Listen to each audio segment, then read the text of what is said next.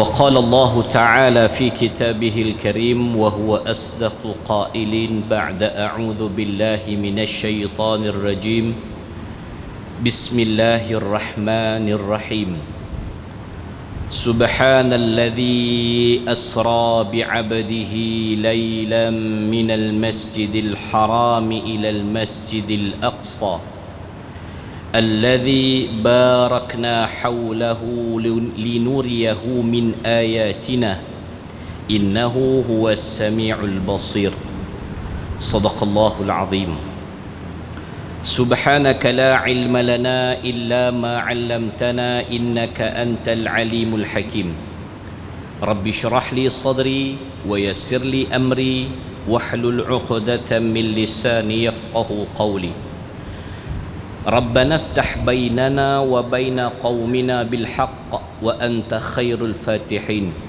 اللهم اجعل جمعنا هذا جمعا مرحوما وتفرقنا من بعده تفرقا معصوما يا رب العالمين.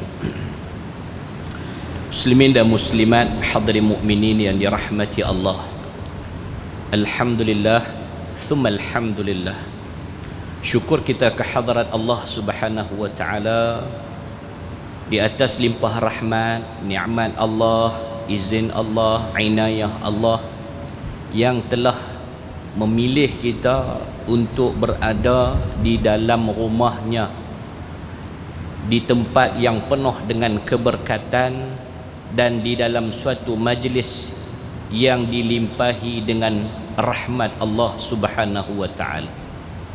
Alhamdulillah, kita bersyukur ke hadirat Allah Subhanahu wa taala. Allah memberikan taufiknya kepada kita. Taufik ini adalah bimbingan Allah. Hidayah itu petunjuk Allah. Allah beri petunjuk dan Allah bimbing. Allah bimbing kita. Allah tarik tangan kita untuk kita lapangkan masa kita berada di dalam rumah Allah untuk mengisi di antara dua waktu salat Maghrib dan Isya.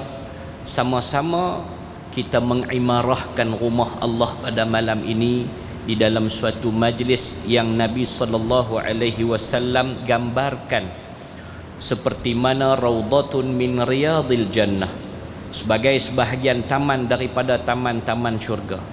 Pada malam ini kita berada di dalam taman syurga yang kita akan bincangkan satu topik khas, yakni apabila kita bertemu dengan bulan Rajab tiap-tiap tahun tanggal pada 27 Rajab, tidak lain dan tidak bukan kita pasti akan memperingati peristiwa yang agung yang berlaku ke atas junjungan besar Nabi kita Muhammad sallallahu alaihi wasallam, yakni peristiwa Isra dan Mi'raj. Tuan-tuan hadirin mukminin yang dirahmati Allah sekalian, peristiwa Isra dan Mi'raj ini dia merupakan perkara yang berkait dengan akidah. Isra dan Mi'raj dia satu peristiwa yang sangkut dengan akidah kita. Tidak dapat tidak, kita wajib percaya. Tak boleh kata ish betul ke, macam lagu tak berapa nak kena orang nak naik langkasa pun kena pakai suit dia, nak kena kita duk main lagu tu. Maksud dia ada something wrong dengan iman kita. Maka sebagai orang yang beriman tidak dapat tidak, wajib kita percaya tentang peristiwa Isra dan Mi'raj. Tuan-tuan hadirin mukminin yang dirahmati Allah, sebelum kita melangkah dengan lebih jauh, sebelum kita nak Isra malam ni, kemudian nak Mi'raj, takut tak ada lah. Nak Isra, nak Mi'raj, ni tak Isra lagi. Hak ni baru mukaddimah ni. Nak bincang malam ni tuan-tuan, pasal apa Isra dan Mi'raj ni penting sangat buat kita ni. Pasal apa tiap-tiap tahun tiba bulan Rajab, tanggal 27 Rajab, rata-rata masjid dan surau akan buat majlis memperingati peristiwa Isra dan Mi'raj ini tiap-tiap tahun. Kalau kita ni tuan-tuan, daripada kita kecil sampailah umur kita lah ni, kita akan berdepan ataupun menghadapi ataupun berjumpa dengan peristiwa Isra' dan Mi'raj ni, dan rata-rata masjid dan surau akan buat sambutan ataupun majlis untuk memperingati peristiwa Isra' dan Mi'raj ni. Apa yang penting sangat peristiwa dan Isra' dan Mi'raj ni untuk kita ni, tuan-tuan hadirin mukminin yang dirahmati Allah. Taib, penciptaan manusia ketika mana usia kita 4 bulan dalam kandungan mak kita, kita duduk dalam rahim mak kita, usia kita masa tu 4 bulan dalam perut mak. Saat itu Allah Subhanahu wa ta'ala akan memerintahkan malaikat untuk ditiupkan ruh ke dalam jasad kita. Kita tak keluar mai dunia lagi, kita duduk alam rahim. Di alam rahim usia kita 4 bulan, pada saat itu Allah dah buka 3 fail dekat kita. 3 fail Allah buka dekat kita. Yang pertama, fail tentang kematian kita telah pun dicatatkan. Kita tak keluar lagi mai ke dunia, tapi mati kita dah ada dah. Bila kita nak mati, tarikh dia, masa dia, di mana kita nak mati, semuanya dah pun tercatat dan termaktub dalam fail kita tu. Kita tak lahir mai ke dunia lagi, kita duduk di alam rahim, dalam perut mak kita. The second one, rezeki kita. Allah dah catat berapa banyak rezeki kita sepanjang kita hidup atas dunia ni. Telah pun dijamin rezeki kita oleh Allah Subhanahu wa ta'ala. Yang ketiga, fail yang ketiga adalah suka duka kita, warna-warni kehidupan kita, ataupun lebih disebut sebagai qada dan qadar kita. 3 fail ni sudah pun ada dalam diri kita, dalam kehidupan kita, tercatat sebelum kita lahir mai ke dunia. Kita duduk dalam perut mak, usia kita 4 bulan, dah keluar dah benda ni. Ajal kita, kematian kita, rezeki kita. Yang ketiganya qada dan qadar kita. Kata Nabi SAW, la yaruddul qada illa bid-du'a. Tak boleh nak ubah qada Allah melainkan dengan doa. Maka kita disarankan, diajar oleh Nabi SAW untuk baca bismillah paling tidak dalam tiap-tiap pekerjaan yang kita nak buat. Yang paling baiknya kita doa. Nak naik kenderaan kita baca doa, nak makan kita doa, kita nak minum kita doa, kita nak masuk masjid kita baca doa, kita nak keluar masjid kita baca doa. Mudah-mudahan dengan berkat doa itu Allah ubah qada kita. Umpamanya ditakdirkan kita nak rebah sekali lagi, takdir Allah nak takdir kita nak rebah, nak jatuh, tapi oleh kerana kita baca doa, Allah ubah qada kita tu.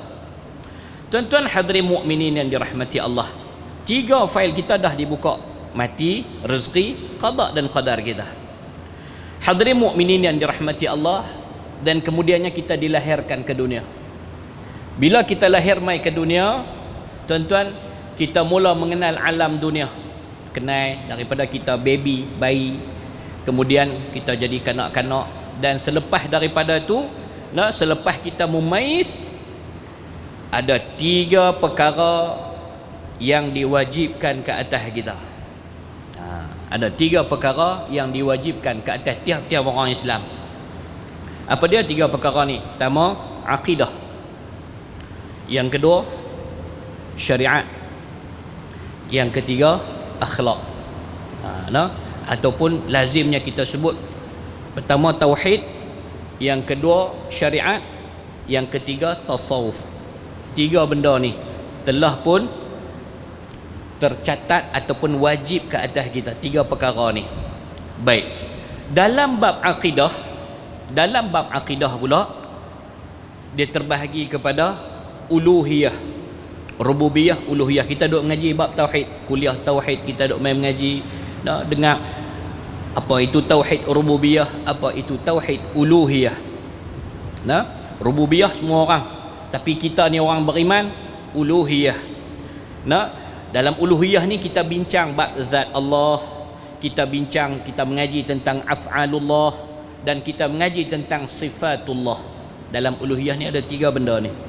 Tuan-tuan hadirin mukminin yang dirahmati Allah. Yang kedua dalam bab akidah ni, yang kedua nubuwah, bab kenabian. Nah, bab-bab kenabian, cerita-cerita pasal kenabian. Nah, wajib kita percaya tentang ke atas 25 rasul yang telah diutuskan di atas dunia ni. Tuan-tuan hadirin mukminin yang dirahmati Allah. Dan yang ketiganya perkara-perkara dia panggil sam'iyat.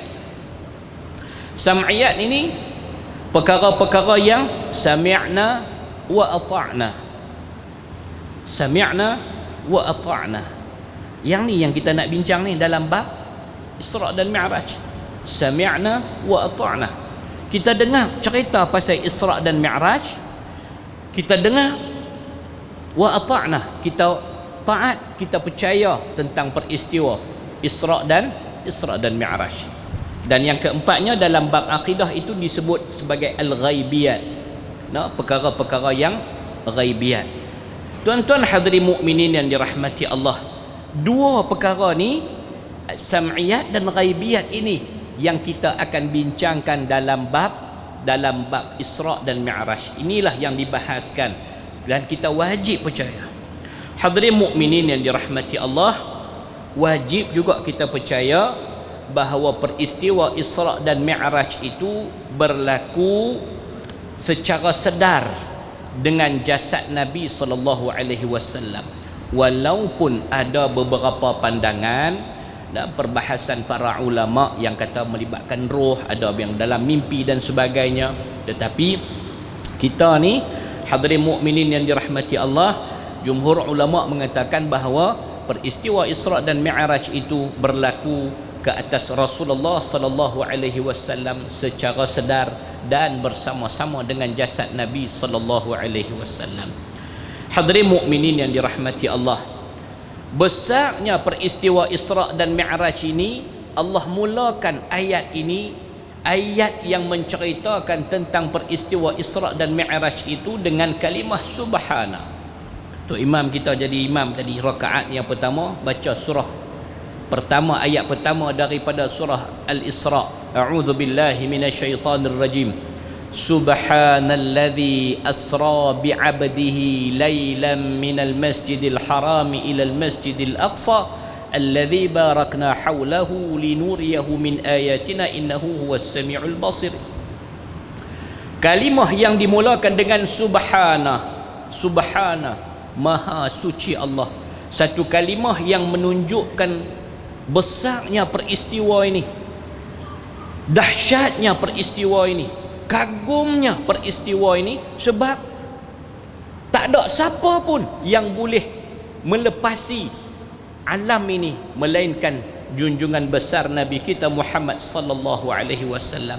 Ini juga membuktikan tentang kekuasaan dan kehebatan Allah yang mampu, yang boleh buat, yang memperjalankan hamba dia dalam kadar 1 malam. Tak sampai pun 1 malam sebenarnya.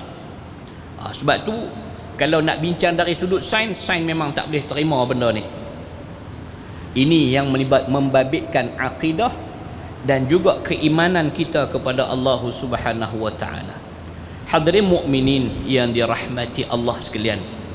Maka peristiwa Isra' dan Mi'raj ini wajib kita percaya dan yakini bahawa ianya benar-benar berlaku dan ianya membabitkan akidah kita. Hadirin mukminin yang dirahmati Allah. Baik, secara ringkasnya, peristiwa Isra' dan Mi'raj ini sejarah dia. Tuan-tuan, kalau kita lihat dalam kitab Ar-Rahiqul Makhtum karangan Asy-Syekhul Mubarakfuri, dalam satu bab Isra' dan Mi'raj.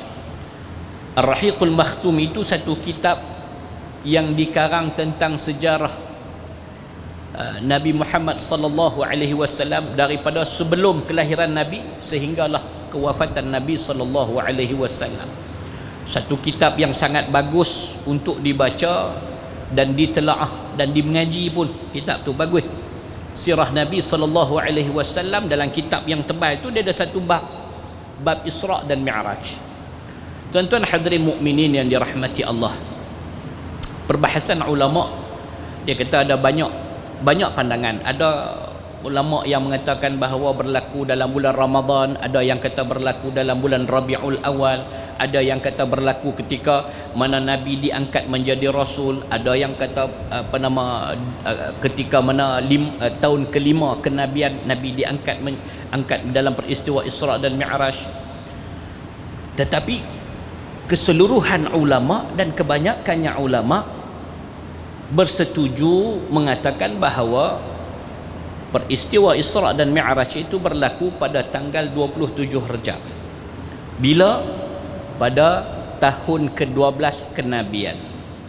Tahun ke-12 kenabian. Tahun 12 kenabian ni waktu mana? Dia kira saat Nabi diangkat menjadi Rasul pada umur Nabi 40 tahun. Tahun pertama kenabian. 2 tahun, tahun kedua kenabian. Sampailah tahun yang ke-12 kenabian. Pada ketika itu umur Nabi 52 tahun. Maka Nabi diangkat menjadi Rasul. Selepas 52 tahun Nabi diangkat menjadi Rasul, maka berlakulah peristiwa Isra' dan Mi'raj ini. Tuan-tuan hadirin mukminin yang dirahmati Allah, namun sebelum berlakunya peristiwa Isra' dan Mi'raj ini, pada tahun ke-11 kenabian, itu tahun yang memberi satu ujian dahsyat ke atas emosi Nabi SAW. Kita semua sedia maklum satu kisah yang masyhur menceritakan tentang tahun itu, tahun kesedihan Nabi. Tahun kesedihan Nabi yang dikenali sebagai Amun Huzni, tahun kesedihan. Sebab apa? Sebab ujian dahsyat ke atas Nabi berlaku pada tahun ke-11 kenabian itu. Pertama, kewafatan ataupun kematian isteri kesayangan baginda Rasulullah sallallahu alaihi wasallam, Sayyidatina Khadijah radhiyallahu anha. Sayang sungguh dekat Sayyidatina Khadijah ni oleh Rasulullah sallallahu alaihi wasallam. Tuan-tuan, satu orang wanita yang tenang, satu orang isteri yang tenang, backup Nabi, jaga Nabi, sayang Nabi, sangat ambil berat tentang Nabi, sentiasa memberi semangat dan motivasi kepada Nabi sallallahu alaihi wasallam. Umpamanya Nabi satu hari ketika mana Nabi baru diangkat menjadi Rasul pada umur Nabi 40 tahun dalam bulan Ramadan di Gua Hira, Nabi tak pernah tengok Jibril. Jibril datang dalam rupa yang sebenar, peluk Nabi, Iqra, Iqra, Iqra ya Muhammad, Iqra ya Muhammad. Nabi kata, aku tak tahu, ana la adri, aku tak tahu. Nabi kan ummi, bukan buta huruf. Nabi tak pandai nak membaca. Nabi kata, aku tak pandai nak baca, aku tak pandai baca. Iqra ya Muhammad. Tuan-tuan, sampailah Nabi ikut Jibril alaihi salam. Wahyu yang pertama, habis tu Jibril hilang. Jibril naik ke langit. Rasulullah turun Gua Hira dalam keadaan takut. Ketak Nabi ni, ketak. Sampai di rumah Nabi bagi salam ketuk pintu. Sayyidatina Khadijah buka. Nabi ketuk pintu tu dalam keadaan Nabi takut. Nabi ketak, Nabi kesejukan, Nabi ketuk pintu. Sayyidatina Khadijah buka. Rasulullah masuk ke dalam rumah. Nabi menggigil dalam rumah. Sayyidatina Khadijah pergi ambil selimut Rasulullah. Pergi ambil ayak segelas buat mai kat Rasulullah. Dan urut belakang Nabi. Dia touching Nabi, dia touch Nabi, sentuh Nabi, sentuh. Sebab itu tuan-tuan hadirin mukminin yang dirahmati Allah, sentuhan itu sebenarnya dalam ilmu psikologi ni dia memberi ketenangan, dia membawa kepada unsur-unsur ketenangan. Sayyidatina Khadijah urut belakang Nabi. Tanya lagi? Tak tanya lagi.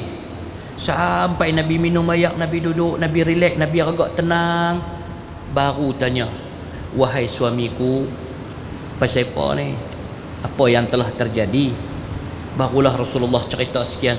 Aku ditangi satu makhluk yang Nabi sampai Khadijah, Sayyidatina Khadijah radhiyallahu anha, dia kata, tak apa, jangan bimbang. Engkau ni wahai suamiku, engkau ni adalah satu orang yang baik, manusia yang baik, akhlak bagus, amanah, digelar Al-Amin. suka tolong orang, suka hubung silaturahim, suka bagi makan, suka bantu orang susah. Mana mungkin Allah akan memberikan musibah kepada kamu? Tak mungkin. Kamu ni orang baik ya Rasulullah. Tuan-tuan, ini Sayyidatina Khadijah. Cuba kita balik tengah malam duk ketak lagu tu. Tuan-tuan agak-agak nak jadi apa?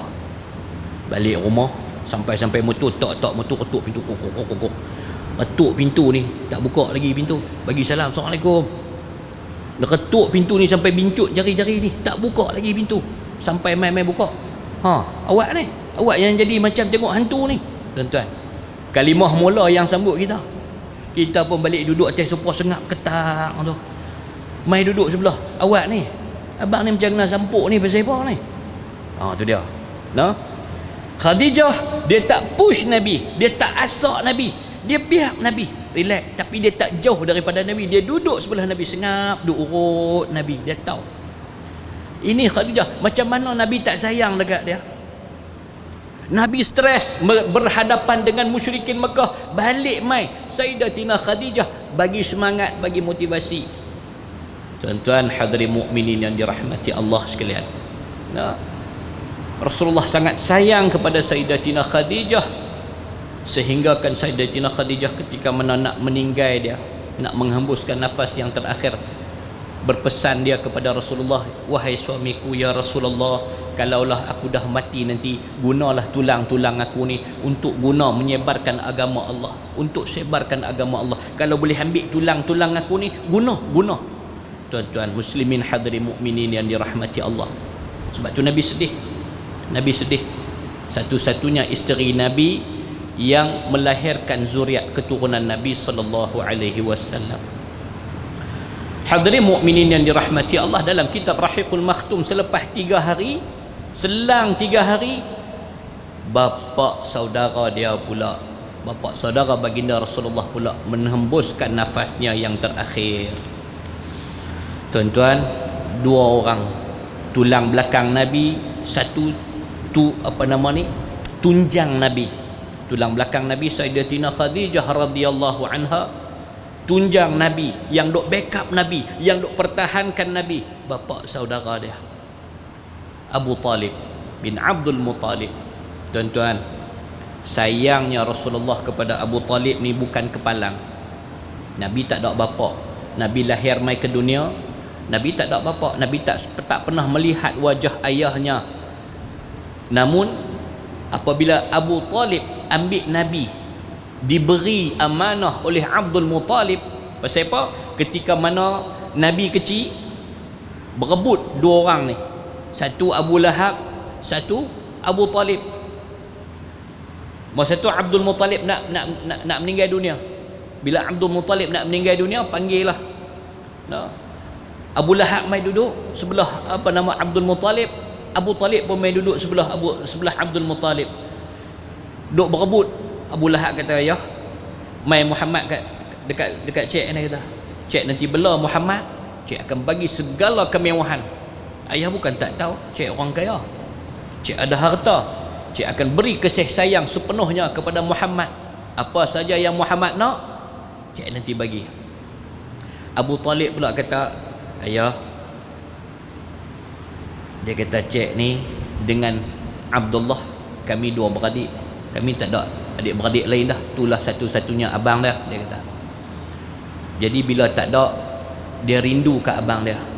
Rindu ke abang dia Abdullah. Oleh kerana rindu, bagilah, dia kata, "Cik bela Muhammad ni, paling tak ada. Teringat ke abang, teringat ke arwah abang, tengoklah anak dia ni, Muhammad ni." Tuan-tuan hadirin mukminin yang dirahmati Allah. Namun Abdul Muttalib buat keputusan, wahai Abu Talib, aku serahkan Muhammad ini kepada kamu, jagalah dia elok-elok. Tuan-tuan, Abu Talib bukan orang kaya, susah, ada 6 orang anak. Tuan-tuan, dia bela, jaga Rasulullah sallallahu alaihi wasallam ni, sungguh-sungguh dia sayang sungguh. Daripada 6 orang anak dia ni, Rasulullah ni lah yang paling dia sayang. Tuan-tuan hadirin mukminin yang dirahmati Allah, Nak cerita rapatnya Abu Talib dengan Rasulullah sallallahu alaihi wasallam. Abu Talib dan Rasulullah tak pernah berpisah tidur malam. Rasulullah pasti tidur sebelah Abu Talib. Sehinggalah satu ketika mana umur Nabi lebih kurang 8 tahun, tuan-tuan, Abu Talib perlu mengetuai satu dagangan ke negeri Syam.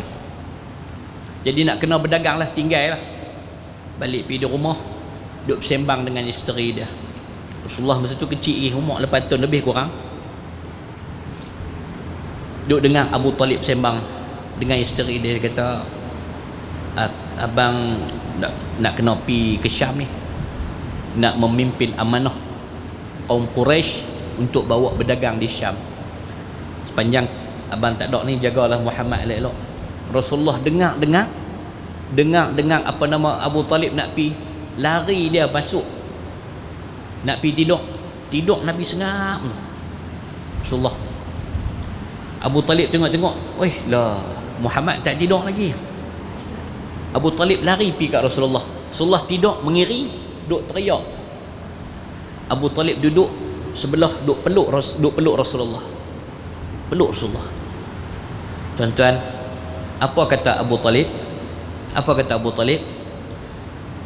Dia panggil Rasulullah. Abu Talib ni panggil Rasulullah dengan kalimah, ya Habibi, ya Muhammad. Ya Habibi, ya Muhammad. Itulah kalimah yang dibubuh dalam kalimah berzanji yang kita duk dengar tu. Ya Habibi, ya Muhammad, marhaban fi marhaban. Puas dia pasal mic ni sedap, saya nak try apa pun.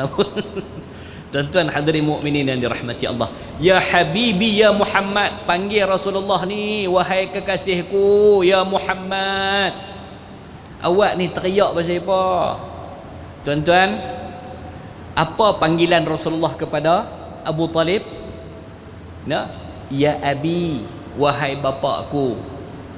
Wahai bapakku. Dia tak panggil pak Melakan, dia tak panggil pakcik, tak. Dia tak panggil ya ammu, tak. Dia panggil ya Abi, wahai bapakku. Abu Talib kalau dalam keadaan biasa dia panggil Rasulullah sebagai panggilan ya Bunayya, wahai anak kesayanganku. Kan kita baca kisah Luqmanul Hakim panggil anak dia, ya Bunayya aqimus salah, wahai anakku dirikanlah solah.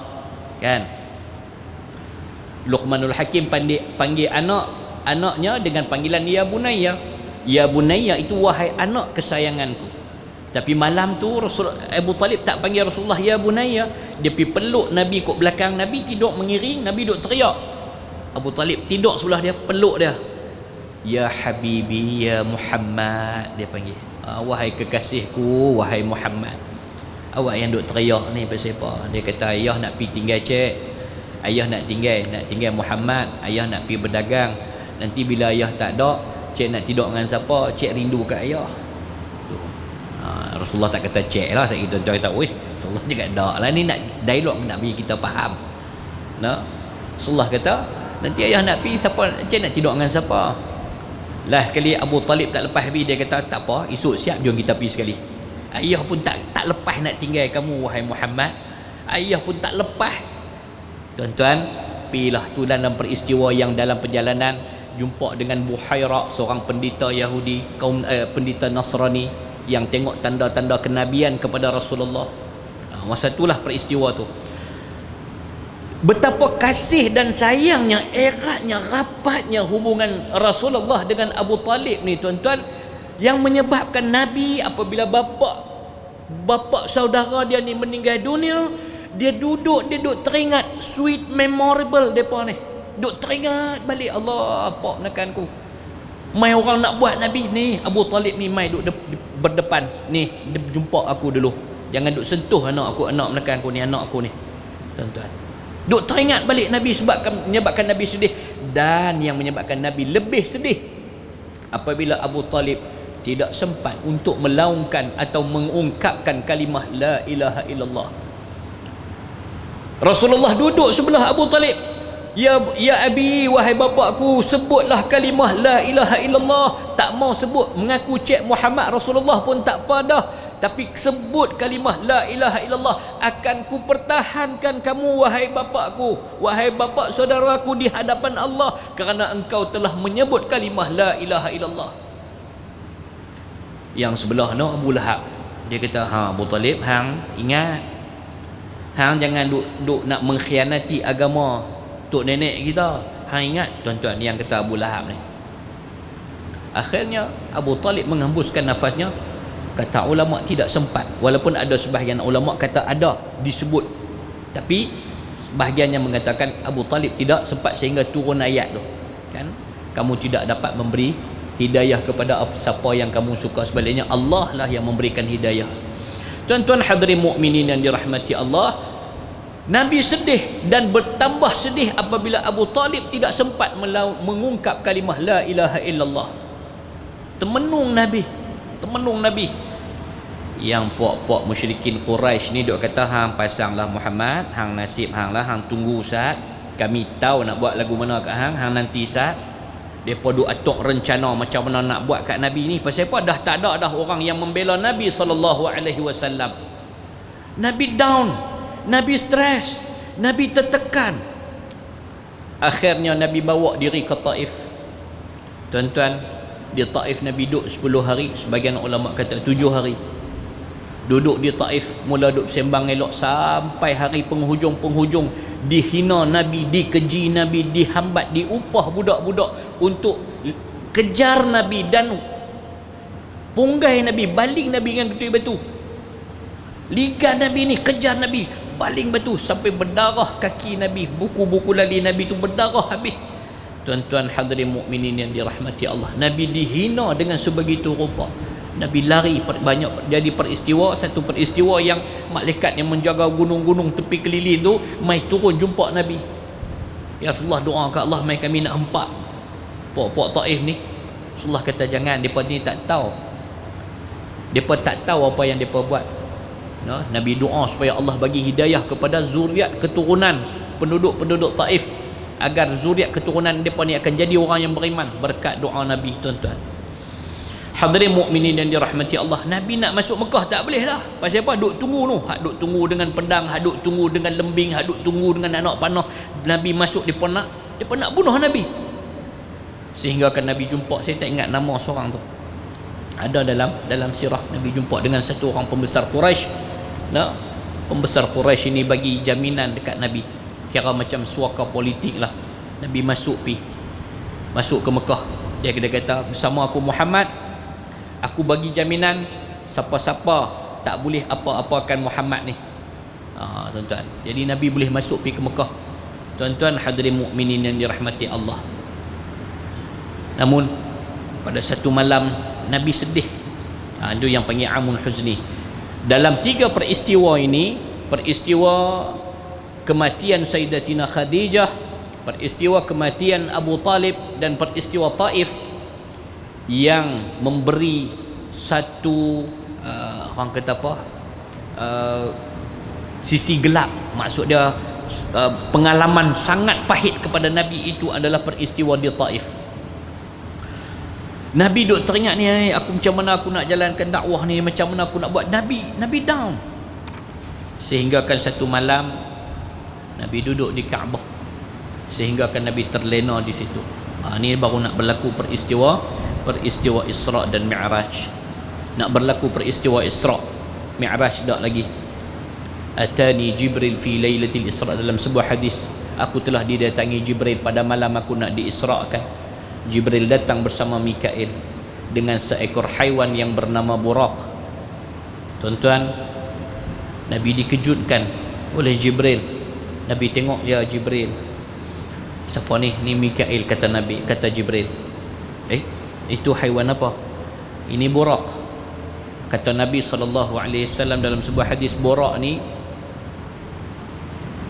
kecil sikit daripada baral. Baral ni unta lah lebih kurang, kecil sikit daripada baral, besar sikit daripada himar. So dia duduk in between tu, antara unta dengan kaldai.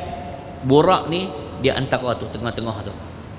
Haiwan yang dijadikan daripada cahaya. Borak ini daripada perkataan barqun.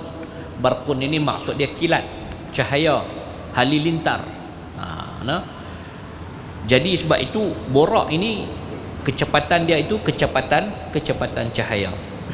Muslimin dan muslimat hadirin mukminin yang dirahmati Allah. Borak ni pula kata dicerita dalam hadis ini, mulanya bila Nabi nak naik di belakang dia tu, dia kelepiak. Dia liak, dia jadi liak. Bila dia jadi liak, Nabi fikiri, dia kalih mai kanan. Nabi mai kat kanan, dia kalih fikir kiri. Sampai Jibril mai, Jibril tanya, Borak, hang tahu tak siapa yang nak naik hang tu? Borak ni dulu adalah haiwan tunggang yang pernah ditunggang oleh Nabi Allah Ibrahim alaihissalam. Jadi apabila Jibril tanya dekat Borak ni kata, oh aku tak tahu dan aku tak suka siapa-siapa pun naik belakang aku. Maka Jibril kata, wahai Borak, kalau hang nak tahu belakang hang ni, yang nak naik hang ni, inilah Muhammad. Dengar Muhammad terus duduk tunduk bagi naik, memuliakan Rasulullah sallallahu alaihi wasallam. Sebab apa? Dalam kitab Tanbihul Ghafilin diceritakan tentang peristiwa Isra dan Mi'raj ni. Ketika malam nak berlakunya peristiwa Isra Mi'raj ni, Allah perintah malaikat Jibril, wahai Jibril, malam ni akan berlaku, aku nak buat satu jemputan ke atas kekasih aku. Aku nak jemput Muhammad, kekasih aku, untuk aku jumpa dengan dia.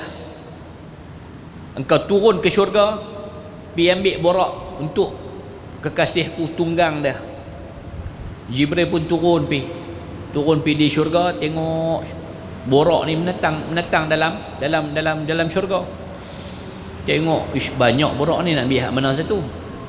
Nak ambil nu tak mau ambil, ni tak mau. Jibril nak jumpa dengan Allah, dia kata, ya Allah, banyak Borak ni, mana satu nak ambil ni? Hak lain semua tak mau. Allah kata ada sekok Borak ni, dia suka duduk bawah pokok seorang-seorang dah. Pergi panggil dah. Jibril pun turun masuk pula lagi sekali, pergi tengok ada Borak. Sekok dia lah, seorang-seorang dah, dia tak campur dengan orang. Di saat Borak lain berborak-borak bersama Borak, dia tak borak dengan Borak lain, dia duduk seorang-seorang dia. Jibril pun pergi tanya dia, pasal apa hang tak mau, hang tak campur dengan orang lain? Dia kata, aku sedih. Pasal apa hang sedih? Aku rindu. Hang rindu kat siapa? Aku duk dengar nama Muhammad di dalam syurga, tetapi aku teringin nak jumpa dia. Lalu dibawa Jibril. Borak, dia kata, mai Borak, ada aku nak bawa hang satu special punya, dia kata. Borak ni pun ikut lah. Jadi tuan-tuan hadirin mukminin yang dirahmati Allah, ketika mana Nabi nak Isra ni tuan-tuan, maka pada saat itu Nabi sekali lagi dibelah dadanya. Dibelah dada Nabi sallallahu alaihi wasallam. Peristiwa pembelahan dada Nabi dalam kitab Ar-Rahiqul Makhtum diceritakan berlaku 3 kali. Pertama, ketika mana umur Nabi 4 tahun. Ada setengah riwayat kata 5 tahun.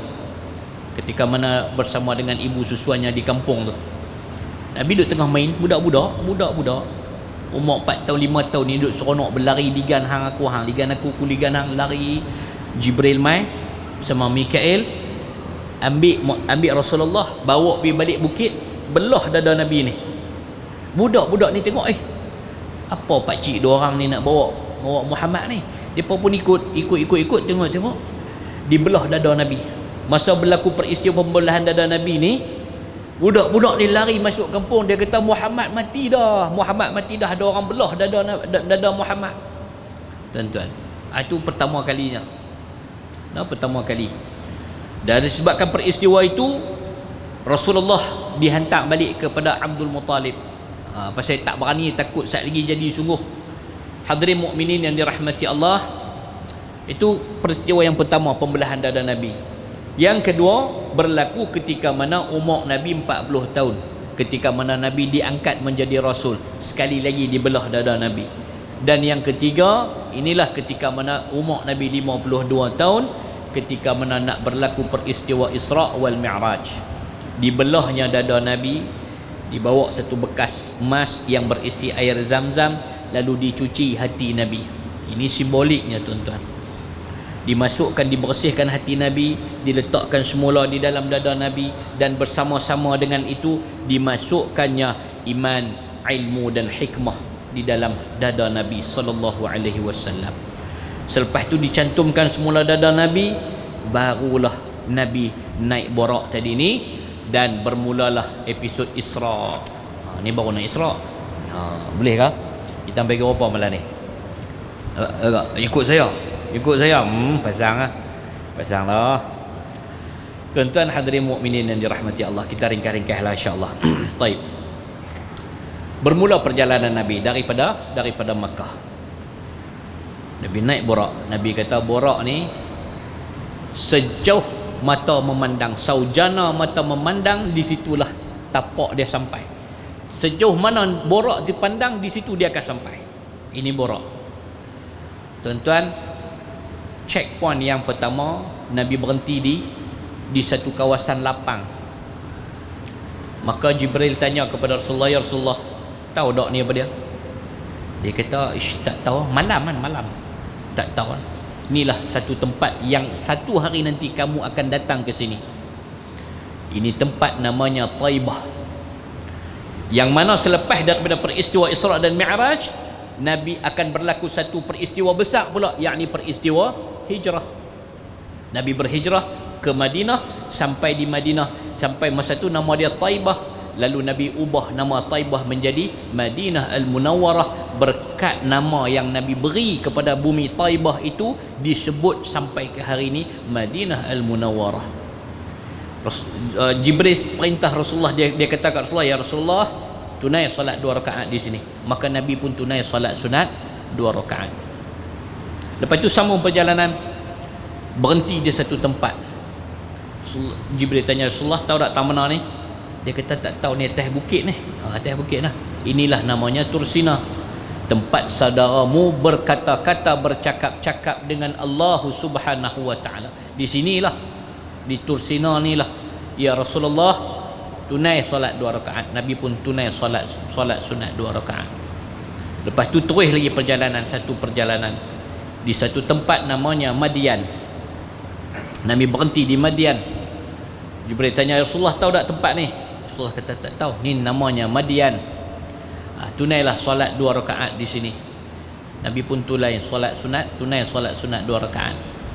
Lepas Nabi tunai solat 2 rakaat, terus lagi satu perjalanan, berhenti di satu tempat. Jibril tanya, ya Rasulullah, tahu tak tempat ni apa dia? Rasulullah kata tak tahu. Inilah tempatnya, namanya Bait Al-Laham, Baitul Laham yang kalau kita duk sebut. Inilah tempat lahirnya saudara kamu Isa binti ibni Maryam alaihi salam.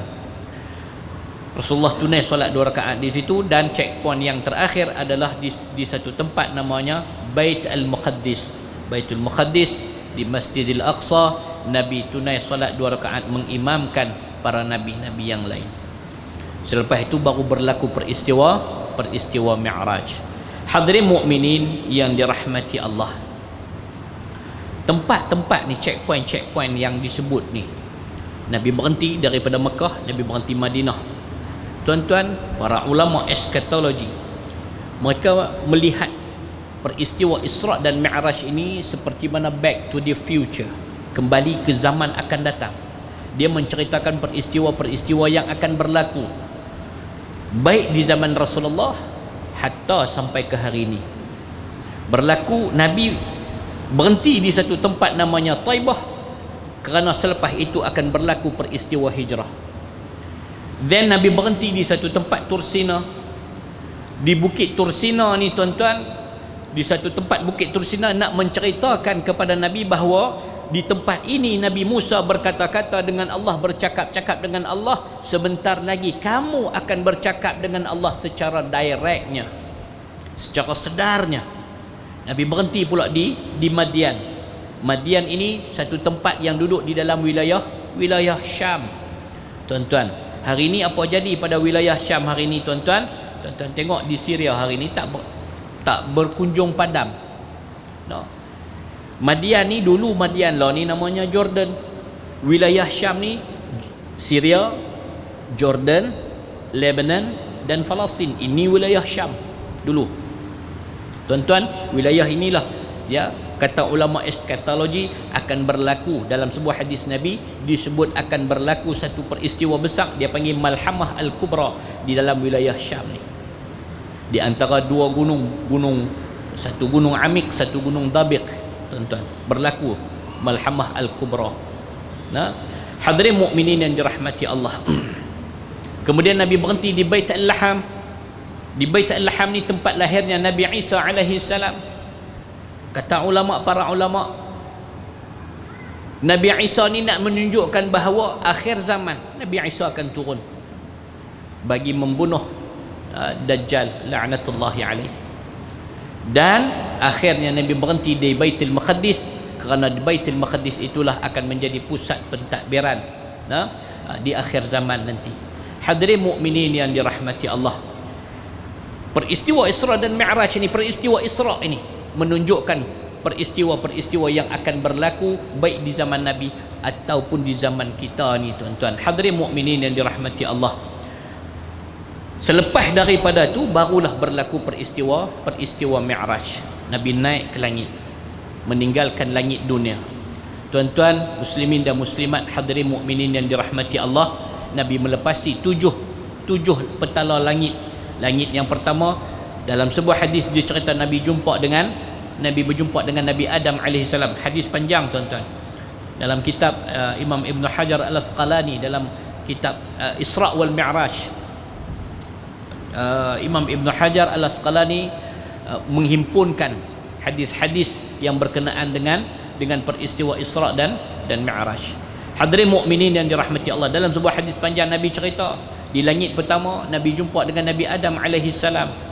Jibril jumpa, dan Jibril tanya, tahukah, kenalkah kamu siapa dia ni? Inilah bapa kamu, Adam alaihi salam. Wahai Rasulullah, berilah salam. Diajak Nabi memberi salam kepada Nabi Adam alaihi salam. Maka Nabi pun bagi salam. Nabi naik pula langit kedua, Nabi berjumpa dengan Nabi Isa dan Nabi Yahya. Jibril kata, inilah Isa saudara kamu, inilah Yahya saudara kamu, berilah salam kepada mereka berdua. Nabi bagi salam kepada mereka ni, kepada dua orang Nabi ni, Nabi Isa dan Nabi Yahya. Nabi naik pula di langit yang ketiga, Nabi berjumpa dengan Nabi Yunus.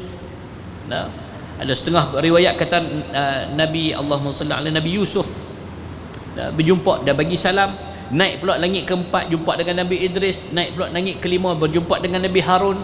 Naik yang langit keenam, berjumpa dengan Nabi Musa. Langit yang ketujuh, berjumpa dengan Nabi Allah Ibrahim alaihi salam. Dan selepas itu barulah naik lagi sampaikanlah ke Sidratul Muntaha. Tuan-tuan hadirin mukminin yang dirahmati Allah, Sidratul Muntaha ni Nabi nak cerita tentang Nabi bertemu dengan Allah. Kita mengaji ilmu tauhid, Allah ini tidak bertempat.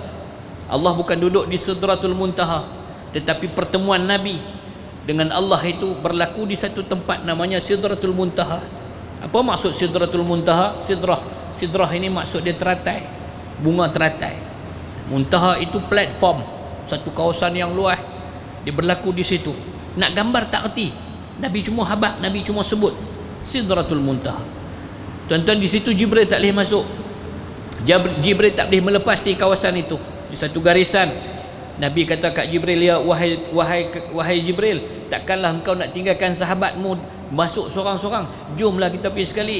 Jibril kata, wahai Rasulullah, sesungguhnya engkau lebih dimuliakan berbandingku. Pergilah kamu wahai Rasulullah bertemu dengan Allah. Aku ni kalau melepasi garisan ini nescaya terbakar aku, kata Jibril alaihi salam. Maka Rasulullah masuk bertemu dengan Allah Subhanahu wa taala, melepasi 70,000 hijab untuk bertemu dengan Allah dan berdialog dengan Allah. Itulah dialog di antara Allah dengan Rasulullah, kekasih Allah ini, yang telah dinukilkan ataupun dimasukkan di dalam salat kita, dalam tahiyat. Tuan-tuan hadirin mukminin yang dirahmati Allah, diabadikan dalam salat. At-tahiyyatul mubarakatus salawatut thayyibatu lillah. Assalamu alayka ayuhan nabiy wa rahmatullahi wa barakatuh. Assalamu alayna wa ala ibadillahis salihin. Jibril hak duduk di luar, duduk berkembang dengar. Dia terus ungkap kalimah asyhadu an la ilaha illallah wa asyhadu anna muhammadar rasulullah. Inilah kalimah yang kita baca di dalam tahiyat, di dalam salat kita. Tuan-tuan, selepas daripada tu diberinya amanah ataupun disyariatkan oleh Allah Subhanahu wa taala syariat salat 5 waktu. Asalnya 50 waktu, naik kurang sampai tinggal 5 waktu. Turun jumpa dengan Nabi Musa lagi. Nabi Musa kata berapa? Kurang 5 pun banyak, dia kata. Nabi Musa kata banyak. Umat aku wahai Rasulullah, umat aku kekar orangnya, tenaga kuat, hebat, besar, tenaga pun kuat. Nak semayang satu waktu pun letih, nak semayang satu waktu pun jenuh. Tambahkan umat kamu ni halui, dahlah halui, nak lemah pula tu, nak semayang 5 waktu, mintalah kurang lagi. Naik kurang. Rasulullah kata tak maulah, malu dah.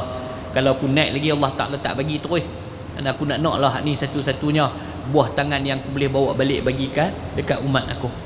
Tuan-tuan hadirin mukminin yang dirahmati Allah, Nabi turun mai sampailah Nabi balik sampai ke Mekah.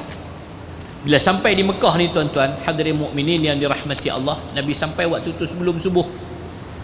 Sebelum subuh Nabi sampai. Pergi lepas Aisyah, sampai balik sebelum subuh. Sebab tu tak masuk akal. Nabi letih, Nabi susah hati, Nabi stres pula dah. Tadi hilang stres, jumpa dengan Allah, hilang stres. Nabi balik main, Nabi jadi stres pula dah. Bukan stres pasal apa? Nabi duk fikir ni, macam mana aku nak cerita dekat sahabat-sahabat aku ni, dekat umat aku ni, nak cerita macam mana ni? Benda tak boleh masuk akal. Depa boleh percaya ke tak boleh percaya? Nabi duduk sandak di Kaabah tu. Tiba-tiba mai satu orang. Dalam sebuah hadis dia cerita, mai satu orang, dia pun tengok, Muhammad. Awal dia pun pergi duduk sebelah Nabi, duduk sandak di Kaabah tu juga, duduk tengok.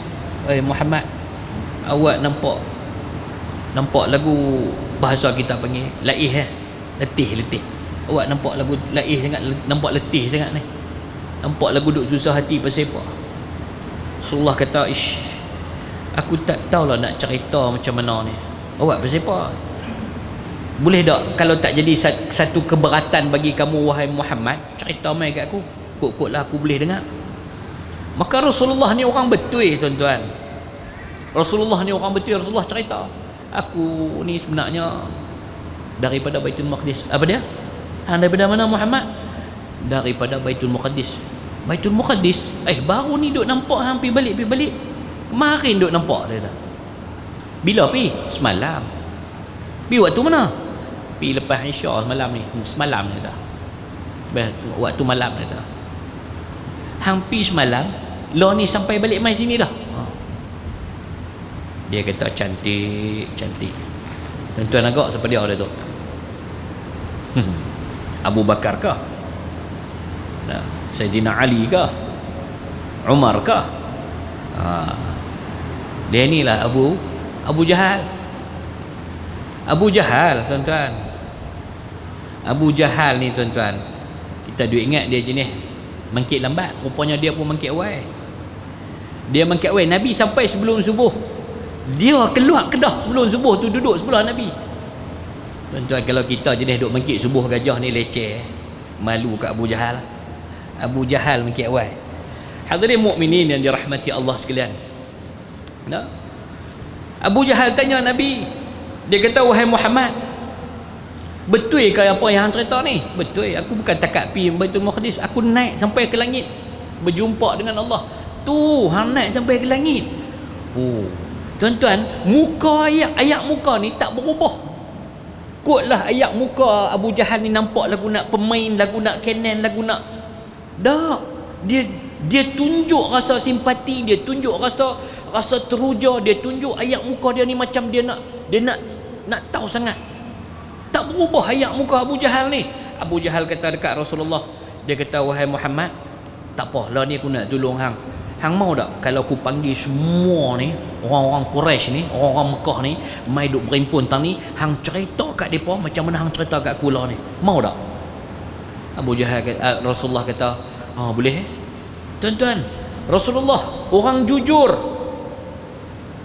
orang yang jujur, orang yang betul, bukan betul bendui, betul orang dia. tak pernah sangka buruk dengan orang. Maka Rasulullah dah bila orang offer macam tu, dia mau lah. Nabi nak cerita. Mula Nabi duk fikir macam mana. Dia kata, oh lega lah. No, Abu Jahal pun insaf dah kot. Abu Jahal pun pi kelui panggil. Dia pi panggil habis. Mai. Dia panggil semua. No. Wahai orang Quraisy, wahai orang Mekah, ya ma'syaral Mekah, mai. Semua. Ni Muhammad ada satu cerita nak cerita kat kita. Cerita bagus punya, sempoi punya. Ni cerita tak ada nak ranjau punya. Macam tu lah lebih kurang. Mai. Orang Mekah dengar Abu Jahal. Abu Jahal ni bukan kaleng-kaleng orang berjawatan besar ni. Bila dia panggil orang kena mai lah. Pakat mai duk berimpun. Ni dengar semua. Hari ni kita nak buat program Isra' Mi'raj. Abu Jahal mula buat program Isra' Mi'raj. Dia kata kita nak buat ada satu cerita yang Muhammad nak cerita kat kita semua. Wahai Muhammad, dia kata derah-derah ni, hang mau dak cerita kat semua orang ni macam mana hang cerita kat aku tadi? Rasulullah kata ya, aku akan cerita.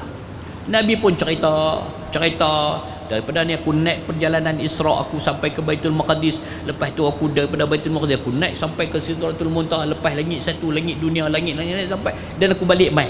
Baru sampai, Nabi kata. Tuan-tuan, dalam celah-celah ramai-ramai ni ada golongan-golongan orang panggil golongan pedagang, businessman. Depa ni pernah sampai ke Baitul Maqdis. Jadi depa nak make sure betul ke Nabi pergi Baitul Maqdis malam, dan depa tahu Rasulullah tak pernah sampai Baitul Maqdis. Sebelum ni Rasulullah tak pernah sampai Baitul Maqdis. Jadi depa mula tanya dekat Rasulullah. Kata, wahai Muhammad, betul ke hang pergi Baitul Maqdis? Betul? Baik. Boleh tak cerita kat kami macam mana rupa Baitul Maqdis ni? Nabi ni mula duk cerita macam ni, Baitul Maqdis ni rupa dia macam ni hang Nabi ingat. Lepas tu depa duk detail. Dia kata, hang sembahyang kat Masjid Al-Aqsa kan, hang sampai pergi Masjid Al-Aqsa semalam kan? Ya. Boleh tak cerita kat kami macam mana rupa Masjid Al-Aqsa? Berapa tiang dia ada, berapa pintu dia ada, berapa anak tangga. Dia duk mula main detail macam tu. Nabi mula duk susah hati. Nabi ingat tak ingat. Tuan-tuan, Nabi mula susah hati. Allah tak biarkan Rasulullah kekasih dia ni diperbodohkan oleh golongan musyrikin Mekah. Lalu kata Nabi, Allah tunjukkan bandar Baitul Maqdis dan juga Masjidil Aqsa seolah-olah hologram. Duk nampak depan Nabi. Duk nampak satu. Nabi cerita detail berapa tiang dalam Masjidil Aqsa, berapa anak tangga, berapa pintu, berapa kubah, dicerita oleh Nabi sedetail-detailnya, sehingga kan dia kata, benar kamu wahai Muhammad tak tipu. Abu Jahal dah jadi susah hati. Dia kata, hampa percaya ke ni? Aku duk kata dah dia ni pemohong, dia ni penipu. Hampa percaya lagi Muhammad ni? Tuan-tuan, yang kata Abu Jahal. Hadirin mukminin yang dirahmati Allah, dalam peristiwa Isra' dan Mi'raj itu, kata para ulama, itulah peristiwa untuk Allah asingkan golongan-golongan munafik ini dengan golongan yang benar-benar beriman dan bertakwa kepada Allah Subhanahu wa ta'ala. Untuk melalui satu peristiwa yang besar selepas daripada itu, yaknilah perintah Allah untuk berhijrah ke bumi Madinah Al-Munawwarah. Tuan-tuan hadirin mukminin yang dirahmati Allah, itu secara ringkasnya pengkisahan peristiwa Isra' dan Mi'raj. Kita nak ambil ibrahnya sebagai sumber kekuatan spiritual kita. Tuan-tuan hadirin mukminin yang dirahmati Allah, kita tengok balik sebagai pengajaran daripada peristiwa Isra' dan Mi'raj. Bermula dengan Amul Huzni, tahun kesedihan. Ingat tuan-tuan, kesedihan dunia ini sementara. Sedih macam mana pun dia ada penghujung dah. Inna ma'al usri yusra. Allah ulang. Lepas susah ada senang, lepas susah tu ada senang dia. Maka kesedihan dunia, ubatnya adalah kembali kepada Allah Subhanahu wa ta'ala. Macam mana sedih sekalipun, macam mana susah dalam hidup kita sekalipun, at the ending kembalilah kepada Allah untuk mengubati segala kesedihan, kekecewaan, kehampaan kita. Stres kita, murung kita, tekanan kita, kembali kepada Allah. Bukankah Allah sebut dalam Al-Quran, dalam surah Ar-Ra'd ayat 28, kata Allah, ala bi dzikrillahi tatma'innul qulub, hanya saja dengan mengingati Allah hati akan jadi tenang. Kembalilah kepada Allah. Tuan-tuan hadirin mukminin yang dirahmati Allah, dalam perjalanan kita untuk mengabdikan diri kepada Allah, itu yang pertama. Yang kedua, dalam perjalanan kita untuk menuju kepada Allah, untuk kembali kepada Allah, Nabi SAW sebelum perjalanan Nabi nak Isra' ni, sebelum nak mula Isra' ni, peristiwa pembelahan dada Nabi, dibelahnya dada Nabi, dibersihnya hati Nabi. Tuan-tuan, begitu juga dengan kita.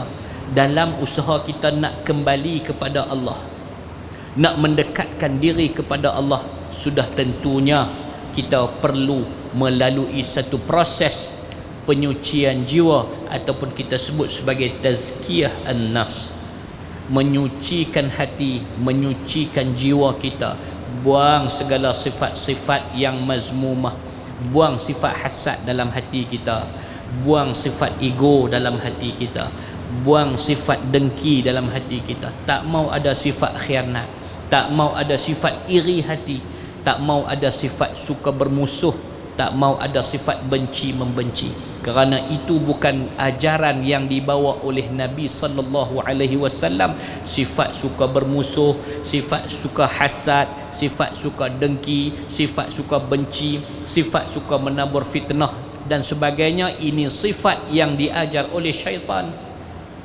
Syaitan dia suka mengajak ke arah jalan-jalan yang mazmumah.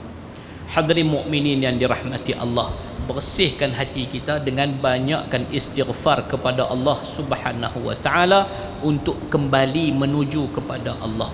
Daripada hati yang bersih itu, jiwa yang bersih itu akan lahir daripada hati yang bersih satu nilai, satu sifat yang disebut ikhlas.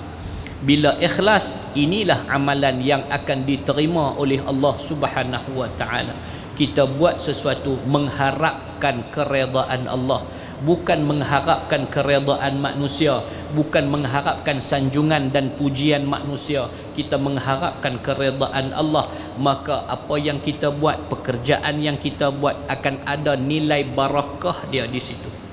Berkat ni satu benda yang tak nampak tapi boleh rasa, itu berkat. Tuan-tuan, rezeki, duit kita dapat, jika berkat, kita akan rasa berkat tu.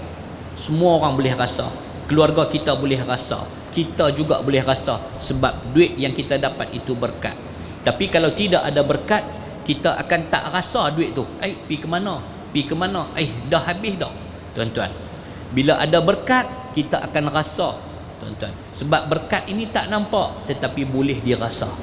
Hadirin mukminin yang dirahmati Allah, maka hati yang bersih akan lahir satu sifat, satu nilai daripada hati yang bersih ni, iaitu nilai ikhlas, nilai persaudaraan, nilai kasih sayang, nilai suka membantu kerana Allah, nilai suka tegur menegur kerana Allah. Bukan lagi ada nilai permusuhan, pergaduhan dan perpecahan. Tidak ada lagi nilai-nilai itu, sebab hatinya bersih. Hati yang bersih akan lihat semua ke arah kebaikan. Daripada hati yang bersih akan lahir nilai-nilai yang positif dalam diri kita. Nah, kita akan nampak semua baik, semua orang baik. Kita akan lihat kebaikan jika hati kita bersih. Sebab itu Rasulullah sallallahu alaihi wasallam walaupun nak dipermainkan oleh Abu Jahal, Nabi tak nampak buruk tu. Nabi tak nampak, oh dia ni main-main ni. Dah, Nabi ikhlas. Pasal apa ikhlas? Hati Nabi bersih. Tuan-tuan hadirin mukminin yang dirahmati Allah, begitu juga dengan kita. Dalam perjalanan kita nak dekatkan diri dengan Allah, jiwa kita mesti bersih dulu, hati kita mesti bersih dulu. Perlu melalui proses tazkiyatun nafs, penyucian jiwa. Cuci hati kita, cuci jiwa kita. Bila hati kita bersih, ibadat kita akan khusyuk. Bila hati kita bersih, kita akan rasa lazatnya nikmat beribadah kepada Allah Subhanahu wa taala. Bila hati kita bersih, kita akan bersangka baik dengan semua orang. Bila hati kita bersih, kita akan mudah memberi pertolongan dan bantuan kepada orang lain. Bila hati kita bersih, kita akan mudah didampingi oleh semua orang. Tuan-tuan, berbanding dengan hati yang kotor. Hati kotor dia akan naik ke mata, mata akan lihat keburukan. Semua yang kebaikan yang dibuat semua nampak buruk. Oh, dia ni orang nak buat baik ni, kata dia ni bukan baik sangat ni, tak ada ni, semua auta. Pasal apa? Hati kotor akan mula perpecahan, bibit-bibit perpecahan. Bila hati kotor, dia mula nak menyebarkan fitnah dan ada-adakan cerita. Bila hati kotor, dia mula suka menceritakan keburukan orang lain.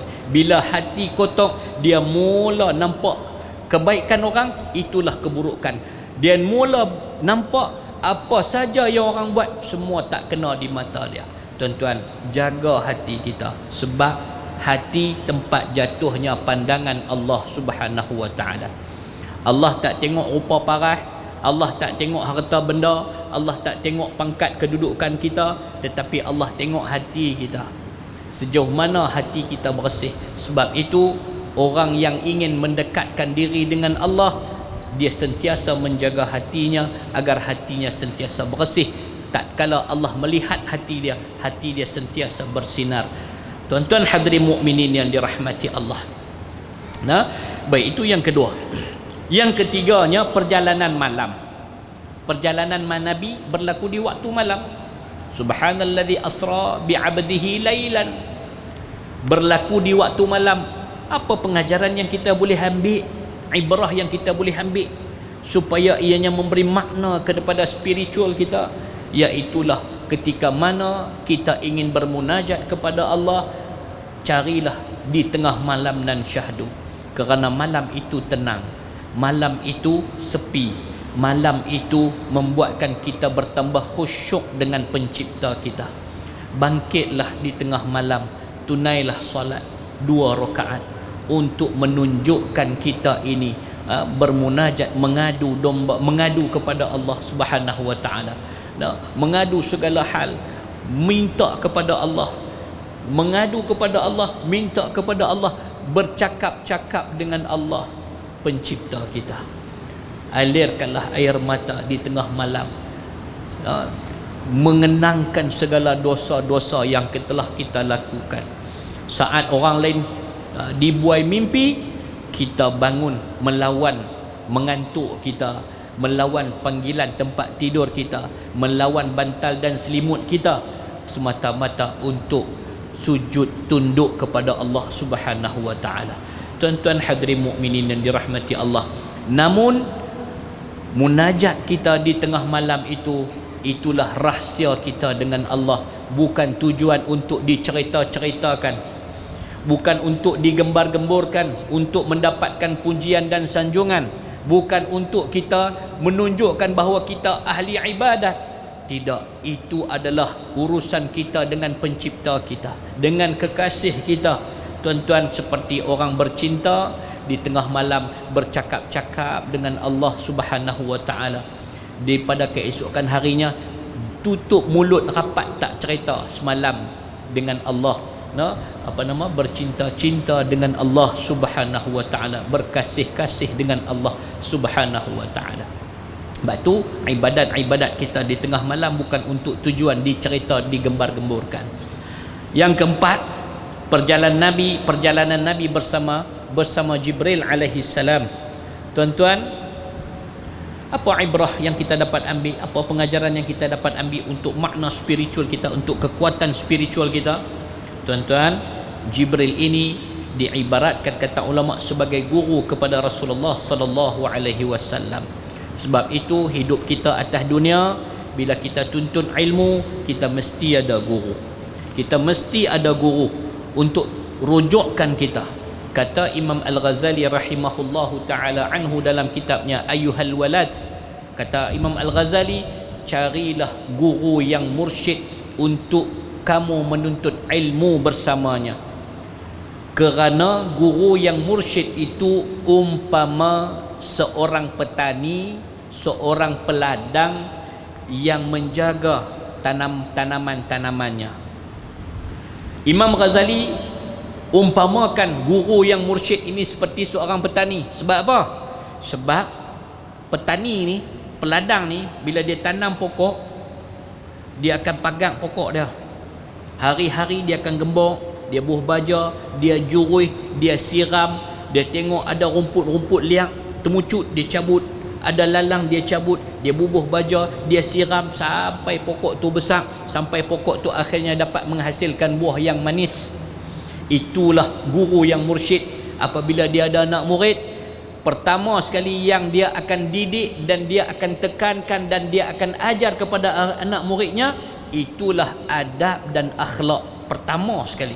Ini guru yang mursyid. Kerana Nabi SAW mengajarkan kita berakhlak mulia, maka dia guru yang mursyid akan menunjukkan akhlak yang baik satu. Yang kedua, dia akan didik anak murid dia dengan didikan adab dan akhlak yang mulia, mencontohi akhlak Rasulullah sallallahu alaihi wasallam. Sebab tu bila ada anasir-anasir yang boleh merosakkan anak murid dia, dia akan halang. Anasir-anasir yang jahat ini umpama lalang temucut, rumput-rumput liar yang nak mai ganggu tanamannya, dicabut. Tuan-tuan, itulah guru yang mursyid. Sebab tu Imam Ghazali kata, nak cari guru atas dunia, carilah guru yang mursyid, supaya dia dapat bimbing kita menuju kepada Allah Subhanahu wa taala, mengikut jalan dan lunas yang telah ditinggalkan oleh Rasulullah sallallahu alaihi wasallam. Yang kelimanya tuan-tuan, itulah pensyariatan salat. Pensyariatan salat, terima dengan Allah itu salat. Tuan-tuan, Rasulullah sallallahu alaihi wasallam berjumpa dengan Allah untuk nak terima syariat salat. Nabi bercakap dengan Allah. Jadi kita tak dapat merasa macam tu. Tetapi Rasulullah kata, kalau kita nak bercakap dengan Allah, cakaplah dalam solat. Solat ini adalah kemuncak pengabdian diri kita kepada Allah Subhanahu wa taala. Maka tunaikanlah solat. Yang paling baik, tunai solat di awal waktu. Yang lagi baik, di awal waktu berjamaah bersama imam di masjid ataupun di surau. Hadirin mukminin yang dirahmati Allah, solat dia membina karakter kita. Semayang dia bina karakter kita.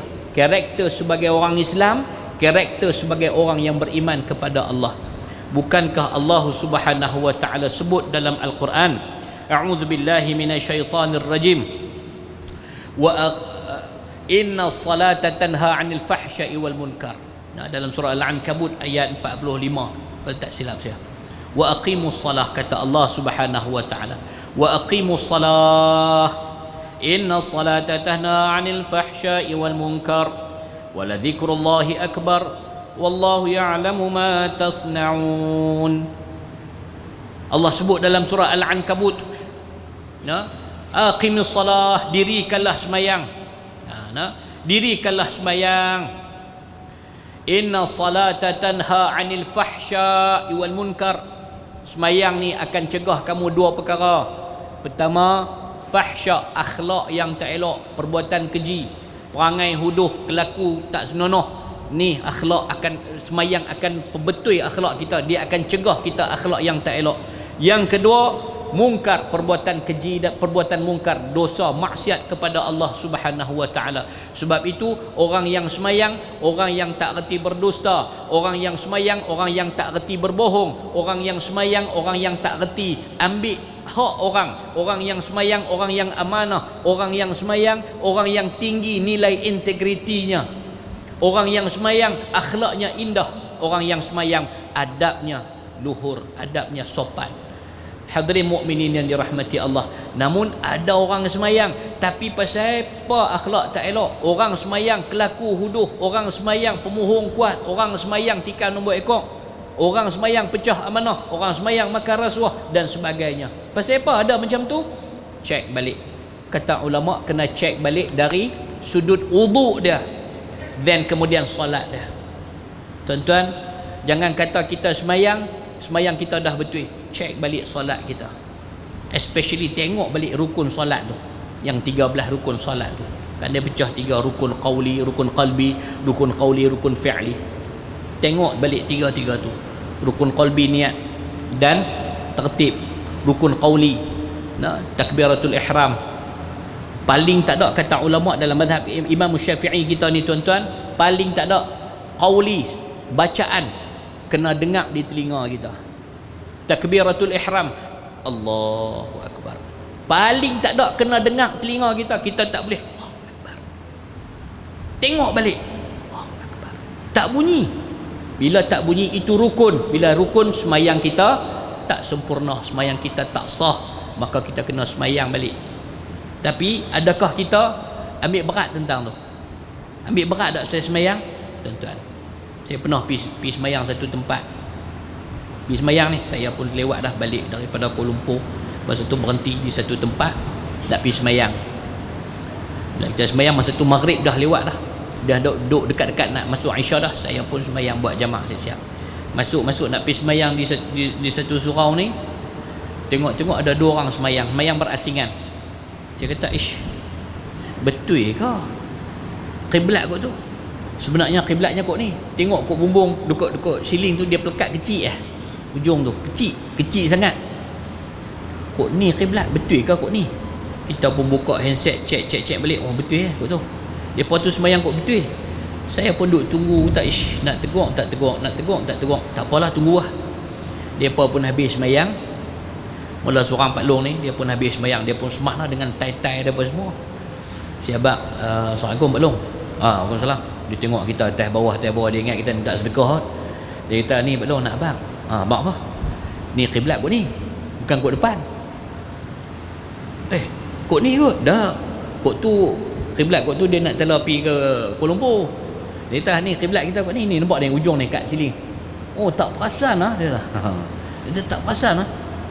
Oh, tu mai kita solat. Tak apa, saya dah solat dah. Dia belah gitu kan. Saya dah solat dah.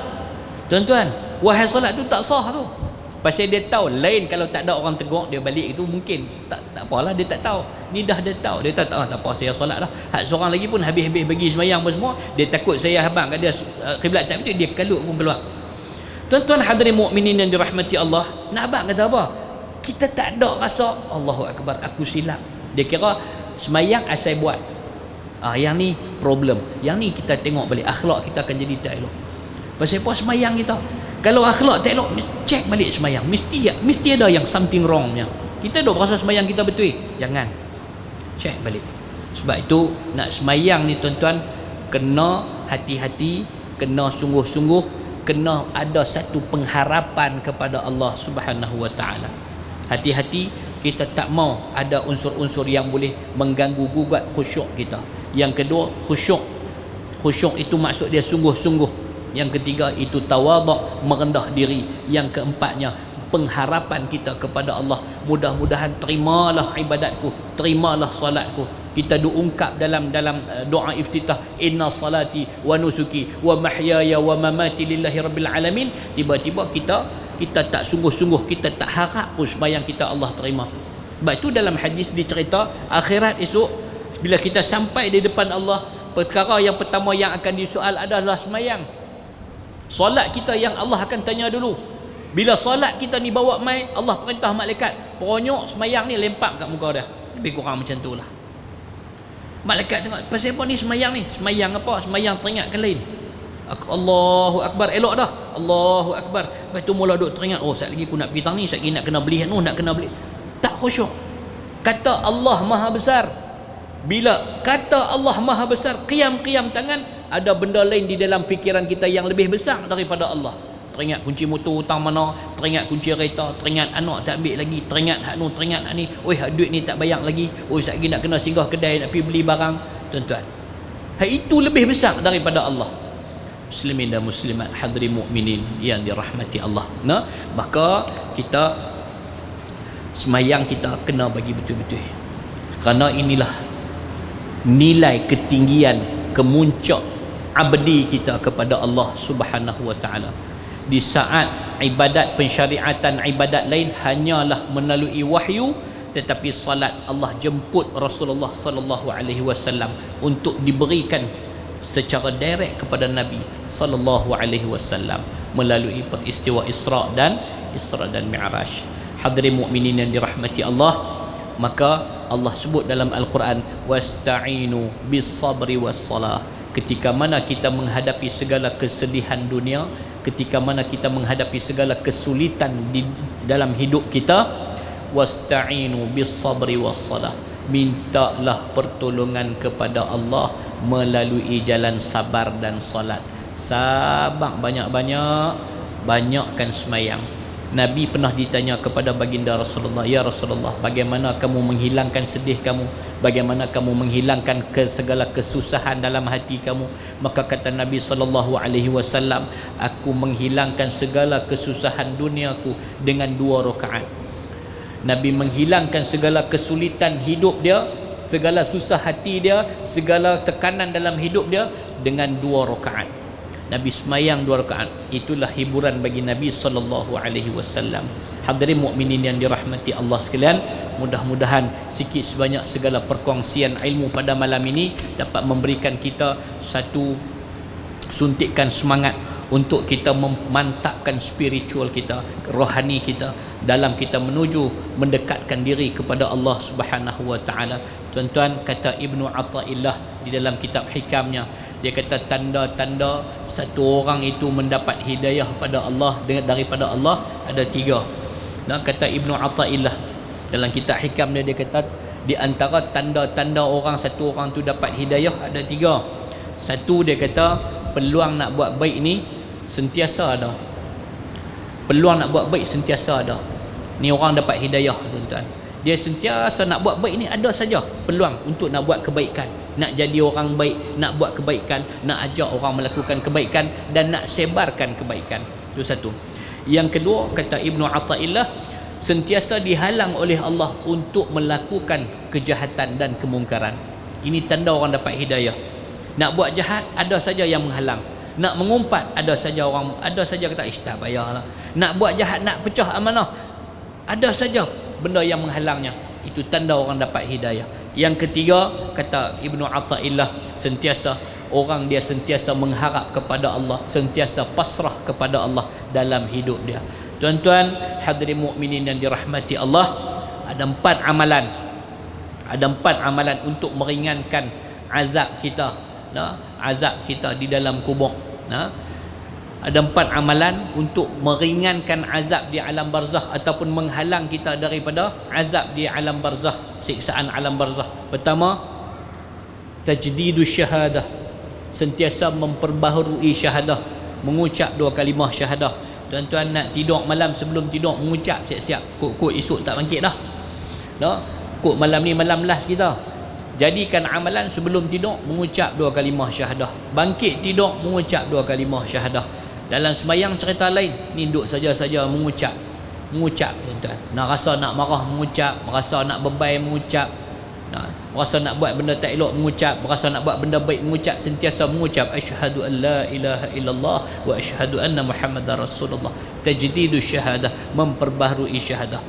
Yang kedua, fa aktsaru minas sujud, perbanyakkan sujud, yakni banyakkan solat-solat sunat. Di samping solat wajib, perbanyakkan solat sunat. Perbanyakkan solat sunat kerana dia sumber ketenangan dalam hidup kita. Yang ketiga, baca Al-Quran.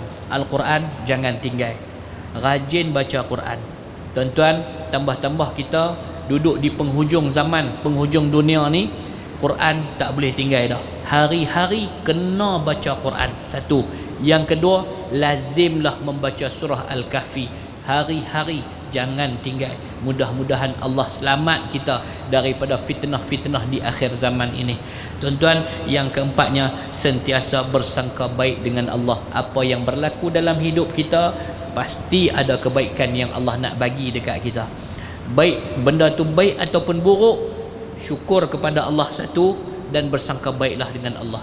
Nabi SAW ketika mana terima nikmat, Nabi ucap alhamdulillah illadhi bi ni'matihi tatimmus salihat. Nabi ketika mana terima nikmat, alhamdulillahilladzi bi ni'matihi tatimmus salihat.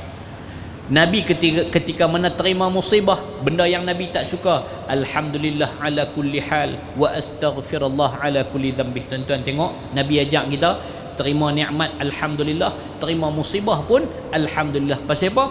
La tataharraqu dzarratan illa biiznillah, tak akan berlaku, tak akan bergerak satu-satu zarah melainkan ianya semuanya dengan izin Allah Subhanahu wa taala.